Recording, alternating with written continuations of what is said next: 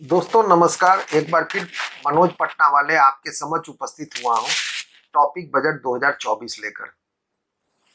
इससे पहले कि मैं शुरू करूं, आप लोग को बहुत बहुत धन्यवाद जो कि आपने हमारे YouTube चैनल को पसंद किया। तो ये जो भी नए देखेंगे उनसे गुजारिश रहेगा कि सब्सक्राइब करते रहें, लाइक और कमेंट और फीडबैक आपका जरूर मिलता रहे। जैसा कि आप जानते हैं कि वित्त मंत्री निर्मला सीतारमण ने जुलाई 23 2024 को भारत का बजट 2024-25 पेश किया, जो कि 48.21 लाख करोड़ का है। आज मैं इस बजट में बैंकिंग सेक्टर से संबंधित जो भी पॉइंट है उस पर मैं चर्चा करूंगा। जो चार चीजों पर जो बजट में फोकस किया गया है उसमें एक एमएसएमई सेक्टर है जो कि सीधे बैंकिंग सेक्टर को इफेक्ट करता है। मुख्य बातें जो बजट 2024 में है वो है, पहला कि एमएसएमई में प्रयोग होने वाले जो भी मशीनरी इक्विपमेंट खरीदने के लिए टर्म लोन जो मिलता है उसको उपलब्ध कराना है, और वो भी विदाउट कोलेटरल सिक्योरिटी और थर्ड पार्टी गारंटी के। इसके लिए नया credit guarantee scheme government introduce करेंगे। यह एक separately constituted self financing guarantee fund होगा जो हर एक एप्लीकेंट को ₹100 करोड़ तक का गारंटी उपलब्ध कराएगा, जबकि लोन अमाउंट ज्यादा हो सकता है।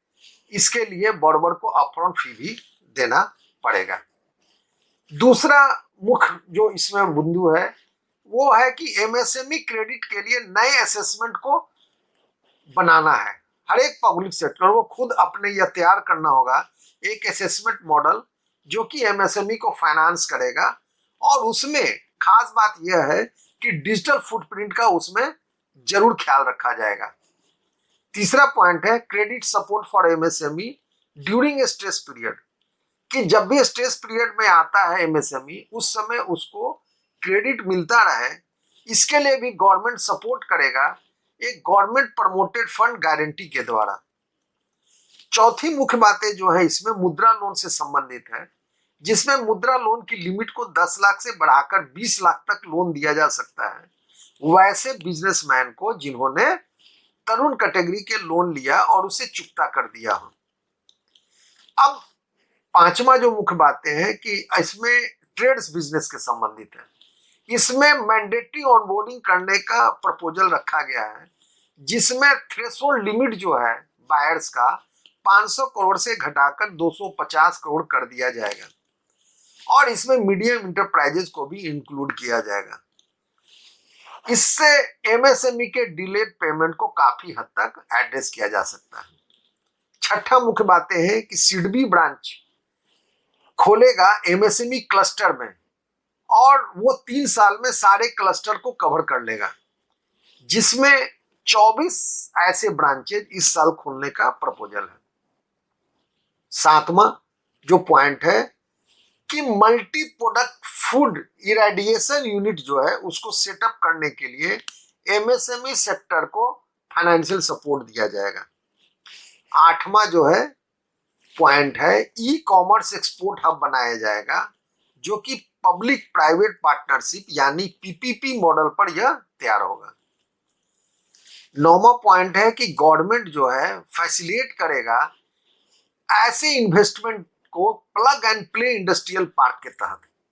10वां पॉइंट है कि आईबीसी और डेब्ट ट्राइब्यूनल को रिफॉर्म्स किया जाएगा, स्ट्रेंथनिंग किया जाएगा ट्राइब्यूनल को, सो दैट कि उसके इंसॉल्वेंसी प्रोसेस के तहत रिकवरी बढ़ाया जा सके।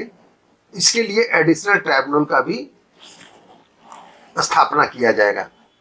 11वां पॉइंट है कि जो बैंकिंग सेक्टर के लिए सबसे महत्वपूर्ण है कि भारतीय इकोनॉमी के फाइनेंशियल नीड्स को पूरा करने के लिए गवर्नमेंट एक फाइनेंशियल सेक्टर विजन और स्ट्रेटजी डॉक्यूमेंट प्रिपेयर करेगा, जो कि बैंकिंग सेक्टर के टर्म, साइज, कैपेसिटी, स्किल को देखते हुए तैयार किया जाएगा, जो कि आने वाले 5 साल के लिए government, regulator, financial institution and market participant को गाइड करेगा।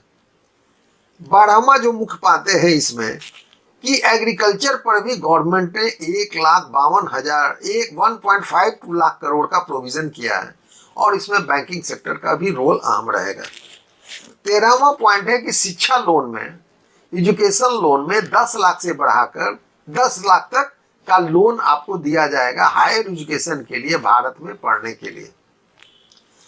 साथियों, साथ ही साथ इंफ्रास्ट्रक्चर में जो कि 11,11,111 लाख करोड़ का जो प्रोविजन किया गया है, जो कि जीडीपी का 3.4% है, निश्चित तौर पर इसमें इंफ्रास्ट्रक्चर में बैंकिंग सेक्टर की भागीदारी काफी अहम रहेगी और बैंकिंग सेक्टर को इसमें काफी पार्टिसिपेट करना होगा ताकि भारत एक विकसित राष्ट्र की ओर बढ़ेगा।